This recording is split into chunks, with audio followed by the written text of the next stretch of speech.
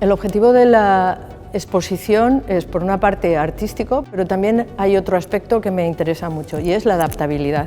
Cómo mostrar a personas invidentes o con baja visión lo mismo que vemos los videntes. Tenemos que dar las gracias a la empresa Puntodis, puesto que lo ha hecho de forma altruista. Hemos intentado que todo lo que hay en las paredes esté también traducido al braille y figuras texturizadas. En los cuadros de la exposición hago un resumen de los resultados más significativos que hemos encontrado en la investigación. Las ballenas, cuando abren los ojos, lo sacan hacia el exterior gracias a que este tejido se llena de sangre y propulsa el ojo hacia afuera. Entonces aquí vemos los vasos que son muy fuertes, están muy reforzados con unas fibras elásticas y fibras de colágeno.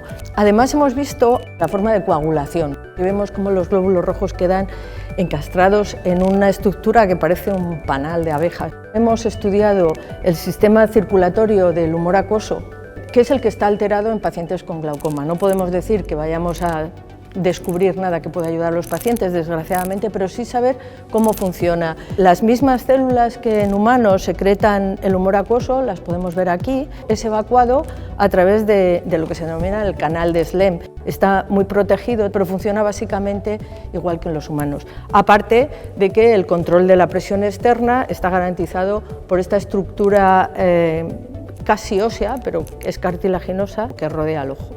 La retina, que es la parte nerviosa que está en el interior del ojo, la parte más sensible, y esta capa de aquí arriba, que es la de los fotorreceptores, hemos podido comprobar que las ballenas no tienen conos, que son las células responsables de la visión en color, sí tienen bastones. Por eso podemos asegurar que las ballenas tienen una visión en blanco y negro, pero no tienen visión en color. Para enviar el mensaje visual de la retina al cerebro a través del nervio óptico están las células ganglionares de la retina. Hemos visto que hay una baja densidad, lo que nos indica que tiene una baja resolución visual.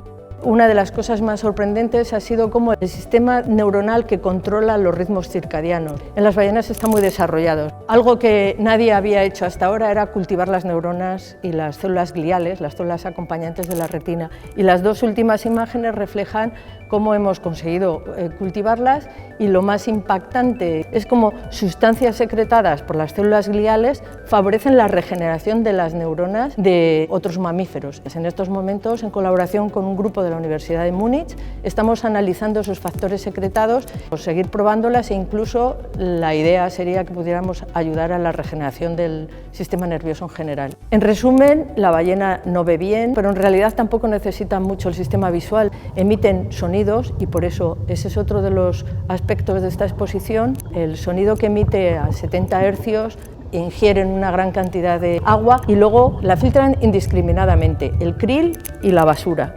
He querido reflejar con esta basura que recogí en la playa de Sopelana que no somos conscientes de que muchos animales no son capaces de discriminar el alimento de la basura, y esa pudo ser una causa de la muerte de este animal, y por eso este reflejo que intento que ayude a la reflexión.